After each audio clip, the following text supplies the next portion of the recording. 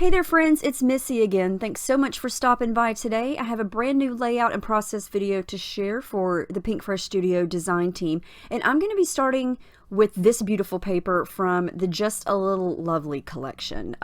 This collection has so many beautiful florals and watercolor effects on the paper. It is very hard to pick and choose which side you want to use because both sides are gorgeous on every pattern paper.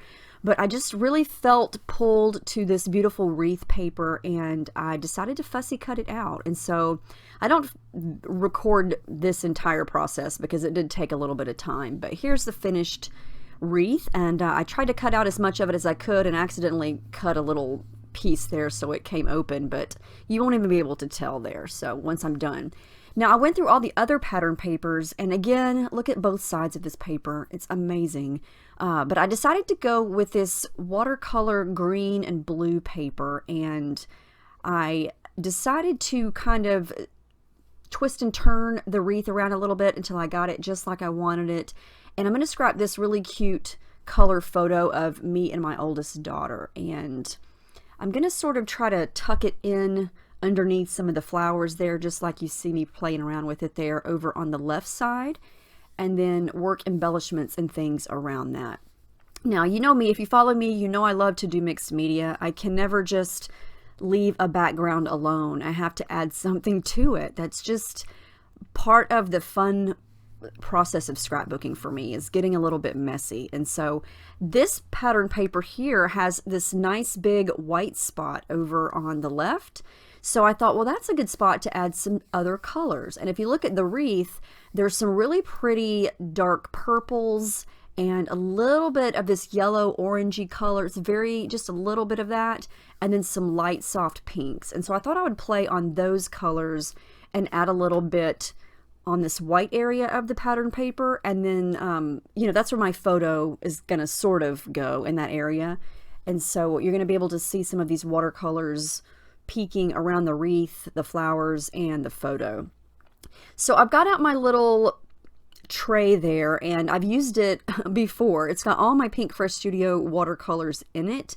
And what I love about these watercolors is even when they dry, if I just add a little bit of water, they reactivate. And so I didn't even really have to use a lot of watercolor from the actual bottles, because it only takes a little bit of these watercolors to add some bold color, because they're very concentrated, and you can definitely soften them up and create any color you want just based on, you know, how you mix them together and how much water you add. And yeah, it's just fun to play around with it. So I thought that I would add some yellow, some pink, and I want to try to keep the wreath kind of so I know where it's going to go and where to add the color, because I didn't want to add too much. I just wanted this to be a nice little subtle area of some other colors that aren't necessarily in those flowers.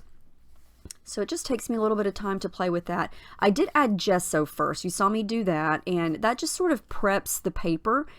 Gesso is a primer, and so what it's going to do is it's going to dry on the paper and prevent a little barrier or a layer between the liquid and the paper. And so the color is not going to just soak right through the paper immediately as soon as I hit the brush to the paper.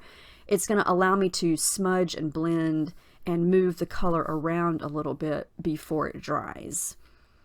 So I love the effect of this. You can kind of see how I'm creating these just little faded areas of color behind the photo there. And I love this effect, and lots of different ways you could do this. I'm just using a little brush here to add the color. And like I said, I wanted to bring the wreath back and sort of paint around it so I would know exactly where the colors needed to go.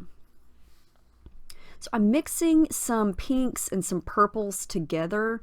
I mixed a little bit of orange and pink together. I mixed a little bit of yellow and orange together. So I just continued to work on that. It took me a little bit of time, and you can kind of see the finished product there. I did wind up going a little bit darker with the purple, just to add a little bit of that in there, since that is in the wreath of flowers. So this little flower and set of leaves here is basically going to get covered up with my picture. So I didn't want that to go to waste. If it's going to be covered up, I might as well just cut it off and use it somewhere else where it's going to be visible. So I just cut off that little pink flower and the matching leaf, and then I'm going to start to work on everything else since the background is pretty much done. I love to add adhesive foam behind things to create dimension. And so this is just a sheet of adhesive foam. It's sticky on one side. I get this from Walmart. It's easy to cut. You can cut it in any length or size or shape. And you just peel off the backing, stick it to your paper. And I also did that behind my photo. And then when I get ready to glue it down, I'll just add my glue. And what this is going to do is just raise everything up off the page a little bit and create some depth. So you can kind of see here how the design is going to go. That's where my picture is going to go. That's where the wreath is going to go. So the rest of this layout is going to be me embellishing.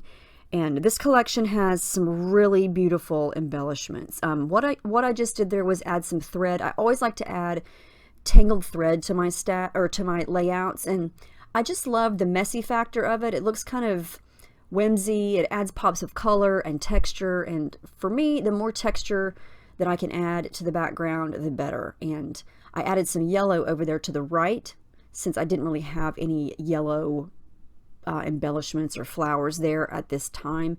So I just kind of go back and forth. I've got a lot of the ephemera die cuts pulled out over there on the left, and I pulled out every piece that could possibly work with this layout, and everything worked. So I had to kind of pick and choose and pull back a little bit because you know, I didn't want to add every single thing on one layout, and sometimes that gets hard when everything looks good. I am going to add a floral die cut to the right of the photo. I'm gluing that down there right now. I'm going to go ahead and start to glue things down because I know right now that I'm not going to be moving the wreath and I'm not going to be moving the picture. Everything is going to be there. So I'm going to go ahead and just add a little bit of glue to all those adhesive pieces that I stuck to the wreath, and then go from there. So at this point, you know, everything is kind of busy. The wreath is kind of busy, and then the open spot inside the wreath is nice, wide, and open. So I don't want to completely close that in. So I'm just going to add a couple of things around the page. I added a couple of, let's see, I added a puffy sticker up at the top because there was a little open space in the wreath. And then I'm going to add this little sentiment sticker over to the right that says a favorite memory, and it's pink, and I love that pop of pink. And then this die cut says precious moments. And there are a lot of really fun, scripty, beautiful, small ephemera die cuts, but I felt like it was blending in too much. The flowers and this wreath is kind of scripty in its own way, I guess you could say. And I felt like I needed more, like the die cut that says precious. The word precious stands out a little bit more, I think, because it's more of a block font. And you may disagree. That's just how my mind was looking at this at the moment whenever I was trying that beautiful piece and then the other one that said fabulous. I just felt like I needed a different font. Now, I took a break and came back. This is a set of the puffy stickers, and they're these really beautiful, scripty, really big words, and I felt this word looked great. So I'm going to wind up using this, and I love how it stretches almost across the entire bottom part of the wreath there. And it says lovely, and it's a really pretty soft pink. And you get 2 sheets in that puffy sticker pack of these really big, they're very general words that you could use on pretty much any theme of a page. So they're not, you know, for a specific season or anything. And that's what I love about this collection is, you know, it's pretty versatile. So I'm going to tuck in lovely there, and I love how that looks. And it gives the title, but it, you know, it's still very subtle. It's not distracting from anything. I don't feel like it's too bold or overbearing. And I'm going to add in a couple more puffy stickers around the edges where I want to just fill in some open spots on the wreath. And these puffy stickers are the darker purple color. because I definitely want to leave the majority of the inside of the wreath open, because, you know, I've got the mixed media there, and I think the inside being open kind of draws your eye to everything else. Here's another set of small puffy alpha stickers, and they're so pretty. They're watercolor effect, and I thought I would add in a couple of those and just add a "This is" above lovely. So my title will be "This is Lovely," and I'm just using my T-square ruler there to make sure everything's nice and straight. And you get 2 sets of those watercolor puffy alphas in 2 different color schemes that match everything in this collection.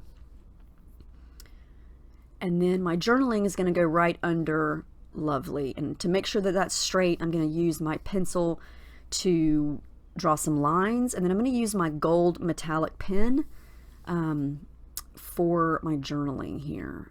I didn't want it to be black because I felt like that would just draw a lot of darkness to that part of the layout, and I wanted to keep everything kind of light from this point on. So I did want to add some gold splatters, and so I just pulled out a bottle of my I think this is Martha Stewart craft paint. It's just metallic gold, and all I did was water it down and then use my brush to splatter it around. It works great, and it's still very shimmery and shiny once it dries. And I did add the date, but that's the final layout. I love the colors in this. Look how gorgeous the colors are. Oh my goodness. Every single pattern paper is beautiful. There's so much watercolor goodness, perfect for backgrounds. If you love florals, definitely get your hands on this because it's so beautiful. It's definitely in the shop, so you can purchase it at pinkfreshstudio.com. And again, it's called Just a Little Lovely. I hope you enjoyed this. I really love how this turned out. Let me know if you have any questions about the techniques or the products, anything at all. And I hope you guys have a great week. Thank you so much for watching, and I'll see you next time.